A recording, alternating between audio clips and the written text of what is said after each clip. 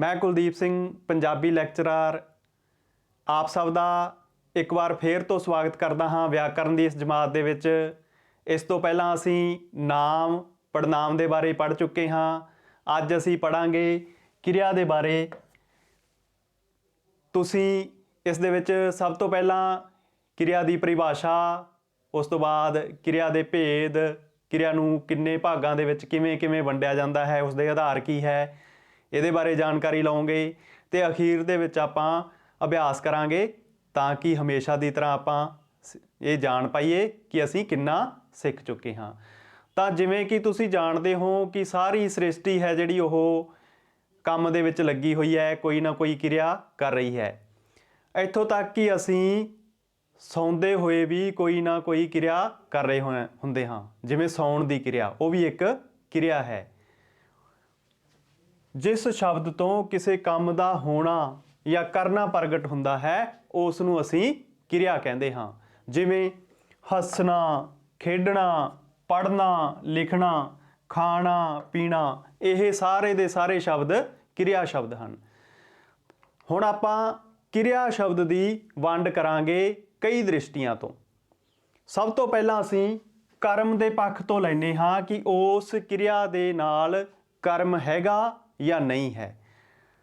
जिवें कि साडे शब्द ही अकर्मक क्रिया ते सकर्मक क्रिया।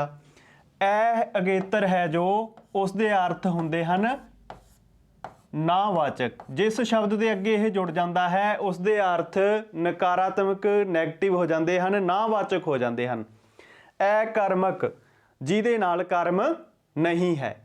इस तरीके नाल सै अगेतर है जिहड़ा उसके अर्थ हुंदे हन समेत, भाव जिहड़ी क्रिया कर्म समेत है उसनूं असीं सकर्मक क्रिया कहते हाँ। ये शब्द अर्थ जानने तो बाद इन्हां नूं पछाणन दे विच तुहानूं कोई भी मुश्किल नहीं आएगी, क्योंकि तुसीं समझ चुके हो कि जदों ऐ अगेतर लग गया तो उसके अर्थ नावाचक बन जाते हैं, भाव उस वाक दे विच कर्म क्रिया दे नाल नहीं हुंदा। ते दूजा भेद है जो सकर्मक क्रिया, उसके भाव ही ये हैं कर्म समेत जिहड़ी क्रिया दे नाल कर्म हैगा उसनूं असीं कहने हाँ सकर्मक क्रिया। हुण असीं उदाहरण लैंदे हाँ अकर्मक क्रिया दे। इस दे अर्थ असीं जान चुके हाँ। जिस क्रिया दे नाल कर्म ना होवे, किवें ना होवे, पंछी उड़दा है, पहला उदाहरण है साडे कोल। तो हुण पंछी तो उड़न वाला है, पंछी तो क्रिया नूं करन वाला है। जदों असीं पुछदे हां कि कौन उड़दा है तो कौन दा अर्थ है जिहड़ा उत्तर है वह करता हुंदा है, पंछी तो इस क्रिया नूं करन वाला है। तो हुण असीं सवाल करिए कि पंछी की उड़दा है तो साडे कोल कोई जवाब नहीं है, भाव उस वाक दे विच साडे कोल कर्म नहीं है। इत्थे असीं चाहिए कि इसका कर्म लभीए तो सानूं नहीं मिलेगा। दूजा उदाहरण कुत्ता भौंकदा है, कुत्ता क्रिया नूं करन वाला भाव करता। हुण कुत्ता की भौंकदा है, इसका कर्म कोई है ही नहीं, तो यह भी किहड़े प्रकार की क्रिया है, अकर्मक क्रिया है। पतंग उड़दा है, हुण इसका गलत जवाब तुसीं इस करके कर जाते हो कि की उड़दा है, तो तुसीं कहोगे पतंग उड़दा है। नहीं, पतंग तां करता है, करता क्रिया नूं करन वाला है। असीं लभना है इत्थे कर्म, इत्थे कर्म नहीं है। जदों असीं करता नूं नाल लैके क्रिया नूं जोड़ के प्रश्न करांगे कि पतंग की उड़दा है तो साडे कोल कोई जवाब नहीं होगा। तो जिथे साडे कोल कर्म दा कोई विकल्प ना होवे उस क्रिया नूं असीं कहने हाँ अकर्मक क्रिया। इस तरीके नाल होर उदाहरण लै लैंदे हाँ। विद्यार्थी पढ़दा है, प्रश्न किया जाए कि विद्यार्थी की पढ़दा है, साडे कोल कोई उत्तर उसका नहीं है। तो जिसका कर्म नहीं हुंदा उसनूं असीं कहने हाँ अकर्मक क्रिया।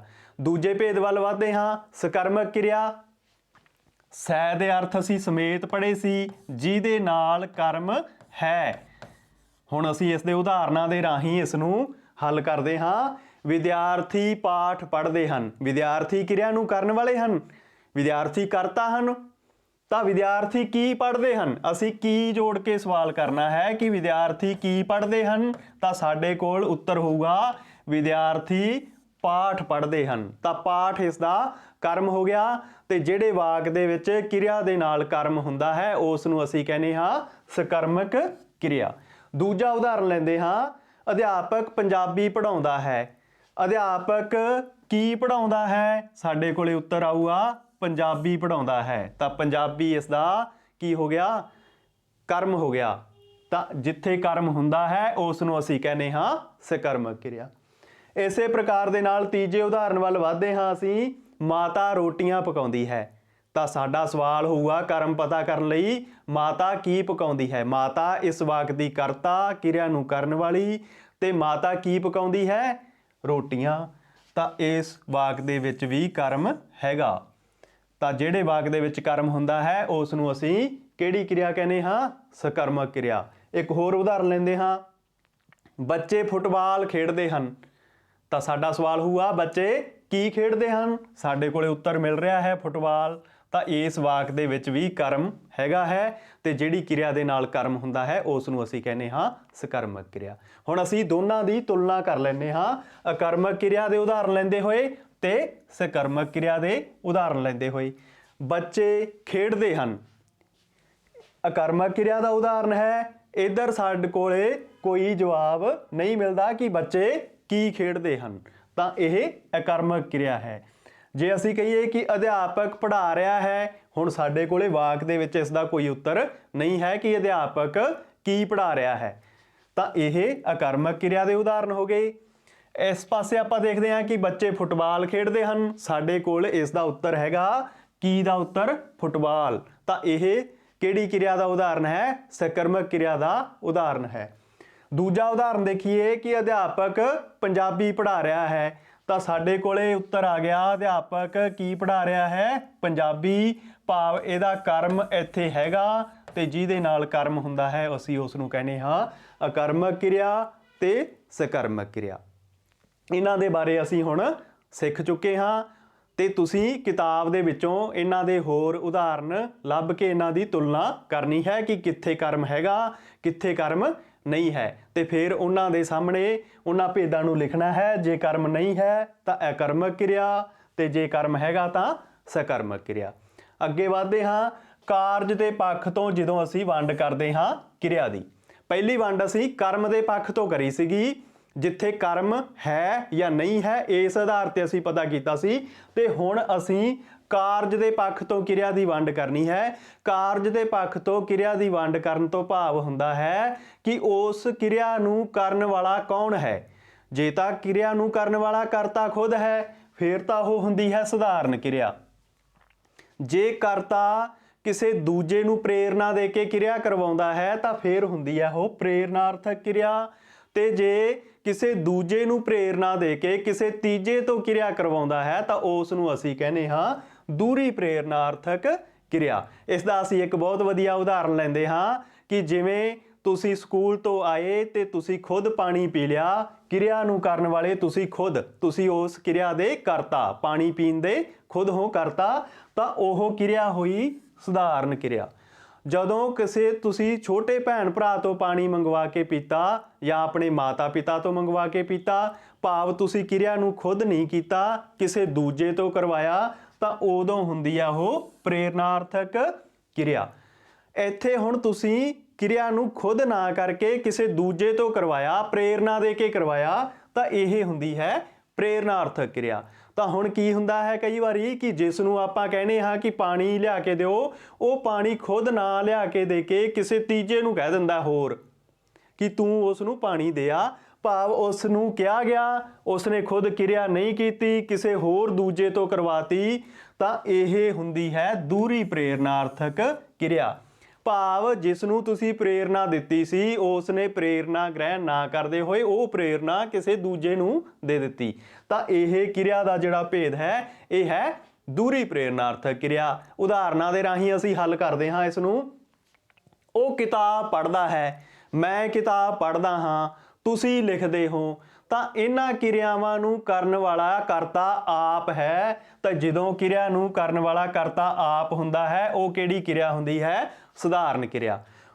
ਹੁਣ ਦੂਜਾ ਉਦਾਹਰਨ ਦੇਖੋ, ਅਧਿਆਪਕ ਵਿਦਿਆਰਥੀਆਂ ਤੋਂ ਕਿਤਾਬ ਪੜ੍ਹਾਉਂਦਾ ਹੈ, ਖੁਦ ਨਹੀਂ ਪੜ੍ਹਦਾ, ਉਹਨੇ ਵਿਦਿਆਰਥੀਆਂ ਨੂੰ ਸਿਖਾਇਆ ਹੋਇਆ ਹੈ ਪੜ੍ਹਨਾ, ਤੇ ਉਹਨਾਂ ਤੋਂ ਕਿਤਾਬ ਪੜ੍ਹਾਈ ਜਾ ਰਹੀ ਹੈ, ਭਾਵ ਪੜ੍ਹਨ ਦੀ ਕਿਰਿਆ ਅਧਿਆਪਕ ਖੁਦ ਨਾ ਕਰਕੇ ਤੁਹਾਡੇ ਤੋਂ ਕਰਵਾ ਰਿਹਾ ਹੈ, ਤੇ ਜਦੋਂ ਅਸੀਂ ਪ੍ਰੇਰਨਾ ਦੇ ਕੇ ਕਿਸੇ ਦੂਜੇ ਤੋਂ ਕਿਰਿਆ ਕਰਵਾਉਂਦੇ ਹਾਂ ਤਾਂ ਉਹ ਕਿਰਿਆ ਹੁੰਦੀ ਹੈ ਪ੍ਰੇਰਨਾਰਥਕ ਕਿਰਿਆ। ਜੇ ਇਹੀ ਉਦਾਹਰਨ ਹੋਵੇ ਕਿ ਅਧਿਆਪਕ ਪੜ੍ਹਾਉਂਦਾ ਹੈ ਤਾਂ ਉਹ ਤਾਂ ਖੁਦ ਕਿਰਿਆ ਨੂੰ ਕਰਨ ਵਾਲਾ ਹੈ, ਉੱਥੇ ਤਾਂ ਕਿਰਿਆ ਹੋਈ ਸਧਾਰਨ ਕਿਰਿਆ। ਪਰ ਜਦੋਂ ਅਸੀਂ ਉਦਾਹਰਨ ਲਿਆ ਕਿ ਅਧਿਆਪਕ ਵਿਦਿਆਰਥੀਆਂ ਤੋਂ ਕਿਤਾਬ ਪੜ੍ਹਾਉਂਦਾ ਹੈ ਤਾਂ ਉੱਥੇ ਇਹ ਪ੍ਰੇਰਨਾਰਥਕ ਕਿਰਿਆ ਦਾ ਉਦਾਹਰਨ ਬਣ ਗਿਆ।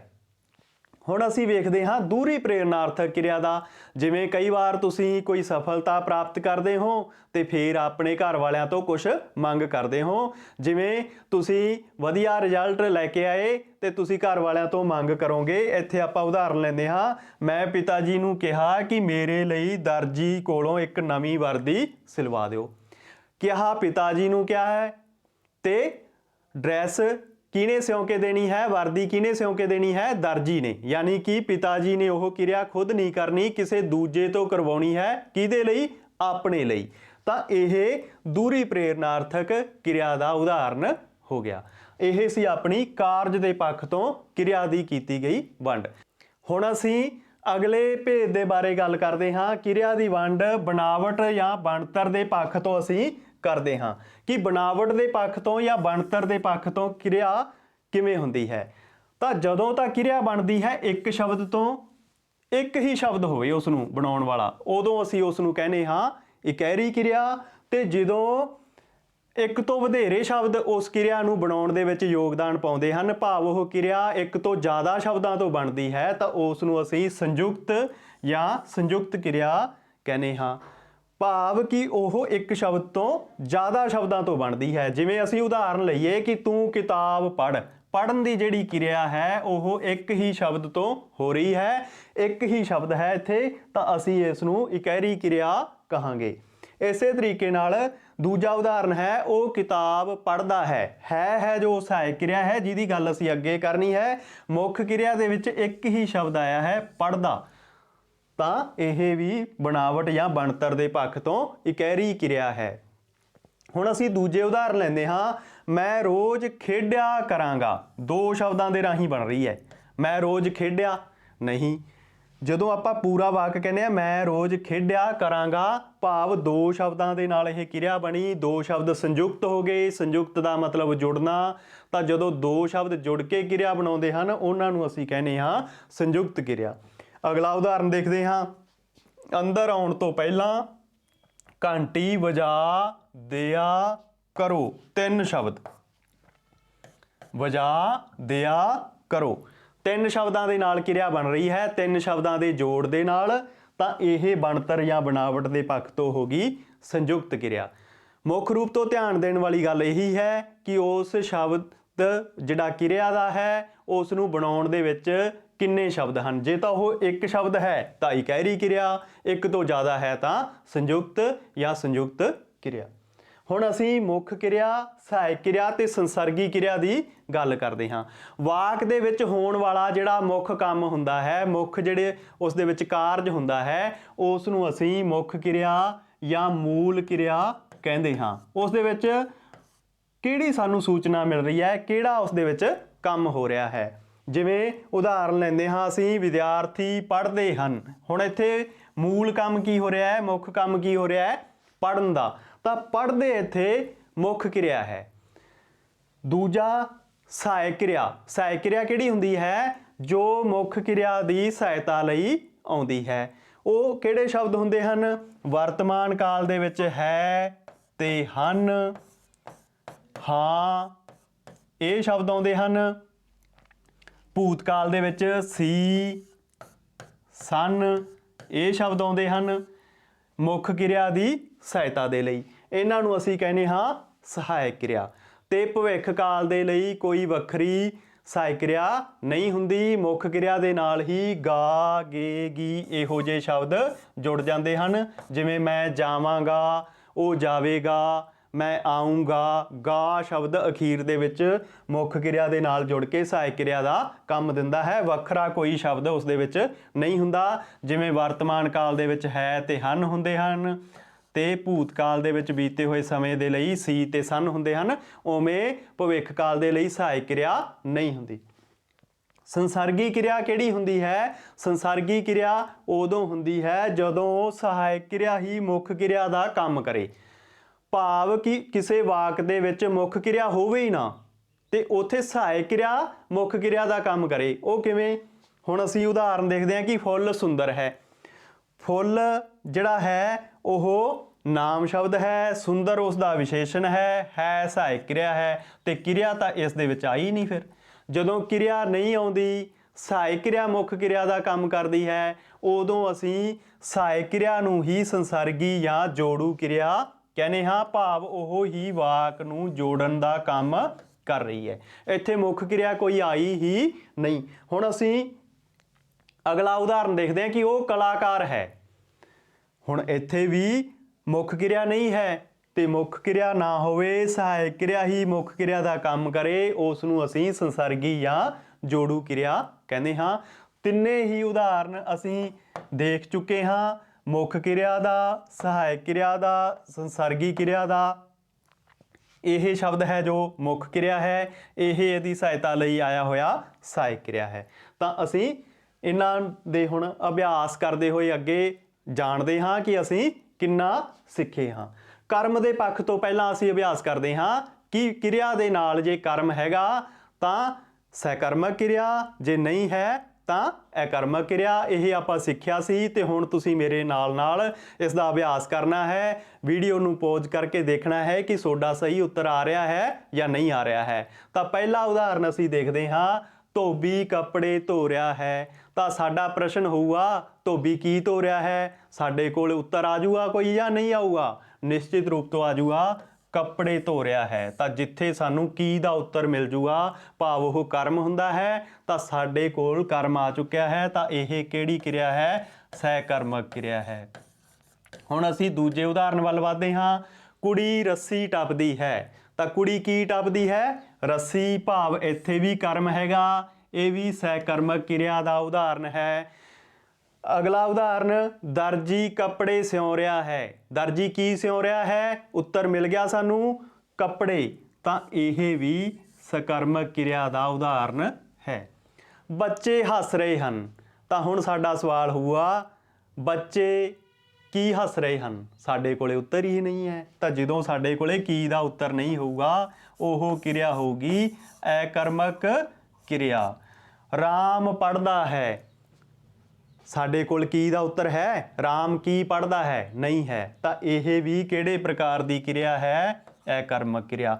ਹੁਣ ਜੇ ਇਸੇ ਵਾਕ ਨੂੰ ਆਪਾਂ ਬਣਾਉਣਾ ਹੋਵੇ ਸਕਰਮਕ ਕਿਰਿਆ ਦਾ ਉਦਾਹਰਨ, ਤਾਂ ਆਪਾਂ ਇੱਥੇ ਲਿਖ ਸਕਦੇ ਹਾਂ ਰਾਮ ਕਿਤਾਬ ਪੜ੍ਹਦਾ ਹੈ, ਅਖਬਾਰ ਪੜ੍ਹਦਾ ਹੈ। ਤਾਂ ਫਿਰ ਇਹ ਕਿਹੜੇ ਪ੍ਰਕਾਰ ਦਾ ਉਦਾਹਰਨ ਹੋ ਜਾਊਗਾ ਕਿਰਿਆ ਦਾ? ਕਰਮ ਦੇ ਪੱਖ ਤੋਂ ਸਕਰਮਕ ਕਿਰਿਆ। ਅਗਲਾ ਉਦਾਹਰਨ ਆਪਾਂ ਲੈਂਦੇ ਹਾਂ, ਰਾਮ ਪਾਠ ਪੜ੍ਹਦਾ ਹੈ। ਉਹੀ ਗੱਲ ਦੁਬਾਰਾ ਇੱਥੇ ਆ ਚੁੱਕੀ ਹੈ। ਪਾਠ ਹੈ ਜਿਹੜਾ ਇਸ ਦਾ ਕਰਮ ਹੈ, ਕੀ ਪੜ੍ਹਦਾ ਹੈ? ਪਾਠ। ਤਾਂ ਇਹ ਸਕਰਮਕ ਕਿਰਿਆ ਦਾ ਉਦਾਹਰਨ ਆਪਣੇ ਕੋਲ ਹੈ। ਹੁਣ ਆਪਾਂ ਕਾਰਜ ਦੇ ਪੱਖ ਤੋਂ ਕਿਰਿਆ ਦੇ ਕੁਝ ਉਦਾਹਰਨ ਲੈਂਦੇ ਹਾਂ, ਅਭਿਆਸ ਕਰਦੇ ਹਾਂ। ਆਪਾਂ ਗੱਲ ਕਰਦੇ ਹਾਂ ਕਿਸਾਨ ਹਲ ਵਾਹੁੰਦਾ ਹੈ। ਕਿਰਿਆ ਨੂੰ ਕਰਨ ਵਾਲਾ ਕੌਣ ਹੈ? ਜਦੋਂ ਅਸੀਂ ਕਾਰਜ ਦੇ ਪੱਖ ਤੋਂ ਕਿਰਿਆ ਦੀ ਗੱਲ ਕਰਨੀ ਹੁੰਦੀ ਹੈ ਤਾਂ ਉਦੋਂ ਅਸੀਂ ਦੇਖਣਾ ਹੁੰਦਾ ਹੈ ਕਿ ਕਿਰਿਆ ਨੂੰ ਕਰਨ ਵਾਲਾ ਕਰਤਾ ਆਪ ਹੈ ਜਾਂ ਕਿਸੇ ਦੂਜੇ ਨੂੰ ਪ੍ਰੇਰਨਾ ਦੇ ਕੇ ਕਰਵਾ ਰਿਹਾ ਹੈ ਜਾਂ ਕਿਸੇ ਦੂਜੇ ਨੂੰ ਪ੍ਰੇਰਨਾ ਦੇ ਕੇ ਕਿਸੇ ਤੀਜੇ ਤੋਂ ਕਰਵਾਈ ਜਾ ਰਹੀ ਹੈ ਕਿਰਿਆ।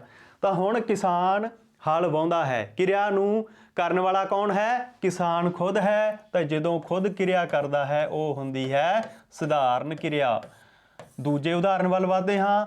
ਸੇਠ ਨੇ ਆਪਣੇ ਨੌਕਰ ਤੋਂ ਸਫਾਈ ਕਰਾਈ। ਖੁਦ ਨਹੀਂ ਕੀਤੀ, ਨੌਕਰ ਨੂੰ ਪ੍ਰੇਰਿਤ ਕੀਤਾ, ਨੌਕਰ ਨੇ ਸਫਾਈ ਕੀਤੀ। ਤੇ ਜਦੋਂ ਦੂਜੇ ਤੋਂ ਪ੍ਰੇਰਨਾ ਦੇ ਕੇ ਕਰਵਾਈ ਜਾਂਦੀ ਹੈ ਕਿਰਿਆ, ਉਹ ਹੁੰਦੀ ਹੈ ਪ੍ਰੇਰਨਾਰਥਕ ਕਿਰਿਆ। ਅਗਲਾ ਉਦਾਹਰਨ, ਠੇਕੇਦਾਰ ਨੇ ਸੁਪਰਵਾਈਜ਼ਰ ਰਾਹੀਂ ਮਜ਼ਦੂਰਾਂ ਤੋਂ ਕੰਮ ਕਰਵਾਇਆ। ਠੇਕੇਦਾਰ ਨੇ ਕਿਹਨੂੰ ਪ੍ਰੇਰਨਾ ਦਿੱਤੀ? ਸੁਪਰਵਾਈਜ਼ਰ ਨੂੰ। ਸੁਪਰਵਾਈਜ਼ਰ ਨੇ ਕਿਹਤੋਂ ਕੰਮ ਕਰਵਾਇਆ? ਮਜ਼ਦੂਰਾਂ ਤੋਂ। ਇਹ ਪਹਿਲਾ ਕਰਤਾ, ਇਸ ਨੂੰ ਪ੍ਰੇਰਨਾ ਦਿੱਤੀ ਤੇ ਕੰਮ ਕਿਹਨੇ ਕੀਤਾ? ਮਜ਼ਦੂਰਾਂ ਨੇ ਕੀਤਾ। ਤੀਜੀ ਥਾਂ ਤੇ ਜਾ ਕੇ ਪ੍ਰੇਰਨਾ ਮਜ਼ਦੂਰਾਂ ਨੇ ਪ੍ਰਾਪਤ ਕਰਕੇ ਉਹ ਕੰਮ ਕੀਤਾ। ਤਾਂ ਇਹ ਕਿਹੜੇ ਪ੍ਰਕਾਰ ਦੀ ਕਿਰਿਆ ਹੋ ਗਈ? ਦੂਰੀ ਪ੍ਰੇਰਨਾਰਥਕ ਕਿਰਿਆ। ਤਾਂ ਇਹ ਅਸੀਂ ਕਾਰਜ ਦੇ ਪੱਖ ਤੋਂ ਦੇਖ ਲਿਆ ਹੈ। ਹੁਣ ਅਸੀਂ ਬਣਾਵਟ ਦੇ ਪੱਖ ਤੋਂ ਕਿਰਿਆ ਨੂੰ ਦੇਖਦੇ ਹਾਂ। ਬਣਾਵਟ ਦੇ ਪੱਖ ਤੋਂ ਜਦੋਂ ਅਸੀਂ ਕਿਰਿਆ ਨੂੰ ਵੇਖਣਾ ਹੁੰਦਾ ਹੈ, ਉੱਤਰ ਦੇਣਾ ਹੁੰਦਾ ਹੈ, ਤਾਂ ਉਦੋਂ ਅਸੀਂ ਦੇਖਣਾ ਹੁੰਦਾ ਹੈ ਕਿ ਕਿਰਿਆ ਬਣੀ ਕਿੰਨੇ ਸ਼ਬਦਾਂ ਤੋਂ ਹੈ। ਜੇ ਤਾਂ ਉਹ ਇੱਕ ਸ਼ਬਦ ਤੋਂ ਬਣੀ ਹੈ, ਇਕਹਿਰੀ ਕਿਰਿਆ। ਜੇ ਇੱਕ ਤੋਂ ਜ਼ਿਆਦਾ ਸ਼ਬਦਾਂ ਤੋਂ ਬਣੀ ਹੈ ਤਾਂ ਉਹ ਸੰਯੁਕਤ ਕਿਰਿਆ। ਤਾਂ ਪਹਿਲਾ ਉਦਾਹਰਨ, ਮੁੱਖ ਅਧਿਆਪਕ ਜੀ ਆ ਗਏ, ਇੱਕ ਸ਼ਬਦ ਤੋਂ ਨਹੀਂ ਬਣੀ, ਤਾਂ ਇਹ ਕਿਹੜੇ ਪ੍ਰਕਾਰ ਦੀ ਕਿਰਿਆ ਹੈ? ਇਹ ਸੰਯੁਕਤ ਹੈ ਬਣਾਵਟ ਦੇ ਪੱਖ ਤੋਂ। ਅਗਲਾ ਉਦਾਹਰਨ, ਉਹ ਅੱਧੀ ਰਾਤ ਤੱਕ ਪੜ੍ਹਦਾ ਰਹਿੰਦਾ ਹੈ। ਪੜ੍ਹਦਾ ਰਹਿੰਦਾ ਦੋ ਸ਼ਬਦਾਂ ਤੋਂ ਮਿਲ ਕੇ ਬਣੀ, ਤੇ ਜਦੋਂ ਇੱਕ ਤੋਂ ਜ਼ਿਆਦਾ ਸ਼ਬਦ ਆ ਜਾਂਦੇ ਆ ਕਿਰਿਆ ਨੂੰ ਬਣਾਉਣ ਦੇ ਵਿੱਚ, ਉਹ ਹੁੰਦੀ ਹੈ ਸੰਯੁਕਤ ਕਿਰਿਆ। ਅਗਲਾ ਉਦਾਹਰਨ ਦੇਖੀਏ, ਤੁਸੀਂ ਖੁਦ ਪੜ੍ਹੋ। ਕਿਰਿਆ ਨੂੰ ਬਣਾਉਣ ਵਾਲੇ ਸ਼ਬਦ ਇੱਕ ਹੈ ਜਾਂ ਇੱਕ ਤੋਂ ਜ਼ਿਆਦਾ? ਤਾਂ ਇਸ ਉਦਾਹਰਨ ਦੇ ਵਿੱਚ ਤਾਂ ਇੱਕ ਹੀ ਹੈ। ਤਾਂ ਜਦੋਂ ਕਿਰਿਆ ਨੂੰ ਬਣਾਉਣ ਵਾਲੇ ਸ਼ਬਦ ਇੱਕ ਹੀ ਹੁੰਦਾ ਹੈ, ਉਦੋਂ ਹੁੰਦੀ ਹੈ ਉਹ ਇਕਹਿਰੀ ਕਿਰਿਆ। ਤਾਂ ਜਿਹੜਾ ਆਪਣਾ ਇਹ ਉਦਾਹਰਨ ਸੀ, ਇਸ ਦੇ ਵਿੱਚ ਵਰਤੀ ਗਈ ਕਿਰਿਆ ਹੈ ਇਕਹਿਰੀ ਕਿਰਿਆ। ਤਾਂ ਹੁਣ ਅਸੀਂ ਦੇਖਦੇ ਹਾਂ ਮੁੱਖ ਕਿਰਿਆ, ਸਹਾਇਕ ਕਿਰਿਆ ਤੇ ਸੰਸਰਗੀ ਕਿਰਿਆ ਕਿਹੜੇ-ਕਿਹੜੇ ਪ੍ਰਕਾਰ ਦੇ ਨਾਲ ਬਣਦੀਆਂ ਹਨ। ਬੱਚੇ ਗੀਤ ਗਾਉਂਦੇ ਹਨ। ਮੁੱਖ ਕਿਰਿਆ ਕੀ ਹੁੰਦੀ ਹੈ? ਕਿਸੇ ਵਾਕ ਦੇ ਵਿੱਚ ਹੋਣ ਵਾਲਾ ਮੁੱਖ ਕੰਮ ਕੀ ਹੈ? ਕਾਹਦੇ ਬਾਰੇ ਸੂਚਨਾ ਮਿਲ ਰਹੀ ਹੈ ਸਾਨੂੰ? ਤਾਂ ਸੂਚਨਾ ਮਿਲ ਰਹੀ ਹੈ ਸਾਨੂੰ ਗਾਉਂਦੇ, ਇਹ ਕੰਮ ਹੋ ਰਿਹਾ ਇਸ ਦੇ ਵਿੱਚ। ਤਾਂ ਗਾਉਂਦੇ ਇਸ ਦੀ ਮੁੱਖ ਕਿਰਿਆ ਹੈ, ਤੇ ਹਨ ਕੀ ਹੈ? ਇਸ ਦੀ ਸਹਾਇਤਾ ਦੇ ਲਈ ਆਇਆ ਹੋਇਆ ਸ਼ਬਦ ਹੈ, ਇਹ ਹੈ ਸਹਾਇਕ ਕਿਰਿਆ, ਤੇ ਗਾਉਂਦੇ ਸ਼ਬਦ ਹੈ ਮੁੱਖ ਕਿਰਿਆ, ਮੂਲ ਕਿਰਿਆ। ਅਗਲਾ ਉਦਾਹਰਨ, ਪੰਛੀ ਆਕਾਸ਼ ਵਿੱਚ ਉੱਡਦੇ ਹਨ। ਕੰਮ ਕਾਹਦਾ ਹੋ ਰਿਹਾ ਹੈ? ਉੱਡਣ ਦਾ। ਉੱਡਣਾ ਕੀ ਹੈ? ਮੁੱਖ ਕਿਰਿਆ, ਤੇ ਹਨ ਸਹਾਇਕ ਕਿਰਿਆ। ਮੁੰਡਾ ਸਿਆਣਾ ਹੈ। ਇੱਥੇ ਤਾਂ ਹੁਣ ਮੁੱਖ ਕਿਰਿਆ ਤਾਂ ਆਈ ਨਹੀਂ, ਸਹਾਇਕ ਕਿਰਿਆ ਆਈ ਹੈ, ਤੇ ਜਦੋਂ ਮੁੱਖ ਕਿਰਿਆ ਨਾ ਆਵੇ, ਸਹਾਇਕ ਕਿਰਿਆ ਆ ਕੇ ਮੁੱਖ ਕਿਰਿਆ ਦਾ ਕੰਮ ਕਰੇ, ਅਸੀਂ ਉਸ ਨੂੰ ਕਹਿੰਦੇ ਹਾਂ ਸੰਸਰਗੀ ਕਿਰਿਆ। ਤੇ ਸੰਸਰਗੀ ਕਿਰਿਆ ਨੂੰ ਜੋੜੂ ਕਿਰਿਆ ਵੀ ਕਹਿ ਲਿਆ ਜਾਂਦਾ ਹੈ, ਕਿਉਂਕਿ ਹੁਣ ਵਾਕ ਨੂੰ ਜੋੜਨ ਦਾ ਕੰਮ ਇਹੀ ਸ਼ਬਦ ਕਰ ਰਿਹਾ ਹੈ। ਅਗਲਾ ਉਦਾਹਰਨ, ਕੁਰਸੀ ਨਵੀਂ ਹੈ। ਇਸ ਦੇ ਵਿੱਚ ਵੀ ਮੁੱਖ ਕਿਰਿਆ ਨਹੀਂ ਹੈ ਸ਼ਬਦ ਹੀ ਇਸ ਨੂੰ ਜੋੜਨ ਦਾ ਕੰਮ ਕਰ ਰਿਹਾ ਹੈ। ਤਾਂ ਇਹੀ ਸੰਸਰਗੀ ਕਿਰਿਆ ਹੈ, ਇਹੀ ਜੋੜੂ ਕਿਰਿਆ ਹੈ। ਤਾਂ ਹੁਣ ਅਸੀਂ ਕਰਮ ਦੇ ਪੱਖ ਤੋਂ, ਕਾਰਜ ਦੇ ਪੱਖ ਤੋਂ, ਬਣਾਵਟ ਦੇ ਪੱਖ ਤੋਂ ਤੇ ਕਿਰਿਆ ਵਾਕਾਂਸ਼ ਦੇ ਪੱਖ ਤੋਂ ਮੁੱਖ ਕਿਰਿਆ, ਸਹਾਇਕ ਕਿਰਿਆ, ਸੰਸਰਗੀ ਕਿਰਿਆ ਆਦਿ ਸਭ ਦੇ ਉਦਾਹਰਨ ਲੈ ਚੁੱਕੇ ਹਾਂ। ਉਮੀਦ ਕਰਦਾ ਹਾਂ ਕਿ ਤੁਸੀਂ ਇਹਨਾਂ ਨੂੰ ਬਹੁਤ ਚੰਗੀ ਤਰੀਕੇ ਨਾਲ ਸਿੱਖਿਆ ਹੋਣਾ ਹੈ। ਤੇ ਹੁਣ ਤੁਸੀਂ ਇੱਕ ਹੋਰ ਕੰਮ ਕਰਨਾ ਹੈ, ਵਿਆਕਰਨ ਦੀ ਕਿਤਾਬ ਲੈ ਕੇ ਉਸ ਦੇ ਵਿੱਚੋਂ ਇਹਨਾਂ ਦੇ ਉਦਾਹਰਨ ਪੜ੍ਹਨੇ ਹਨ, ਤੇ ਆਪਣੀ ਪਾਠ ਪੁਸਤਕ ਦੇ ਵਿੱਚੋਂ ਵੀ ਤੁਸੀਂ ਇਹਨਾਂ ਦੇ ਉਦਾਹਰਨ ਛਾਂਟ ਕੇ ਲਿਖਣੇ ਹਨ ਕਿ ਕਿੱਥੇ ਕਿਹੜੀ ਪ੍ਰਕਾਰ ਦੀ ਕਿਰਿਆ ਵਰਤੀ ਜਾਂਦੀ ਹੈ। ਸਾਰੇ ਭੇਦਾਂ ਨੂੰ ਅੱਡ-ਅੱਡ ਲਿਖਣਾ ਹੈ, ਤਾਂ ਤੁਸੀਂ ਇਸ ਦਾ ਬਹੁਤ ਚੰਗਾ ਅਭਿਆਸ ਕਰ ਸਕੋਗੇ। ਅਗਲੀ ਜਮਾਤ ਦੇ ਵਿੱਚ ਫਿਰ ਆਪਾਂ ਕੋਈ ਨਵਾਂ ਬਿੰਦੂ ਲੈ ਕੇ ਮਿਲਾਂਗੇ। ਉਦੋਂ ਤੱਕ ਲਈ ਆਪ ਸਭ ਨੂੰ ਸਤਿ ਸ਼੍ਰੀ ਅਕਾਲ, ਧੰਨਵਾਦ।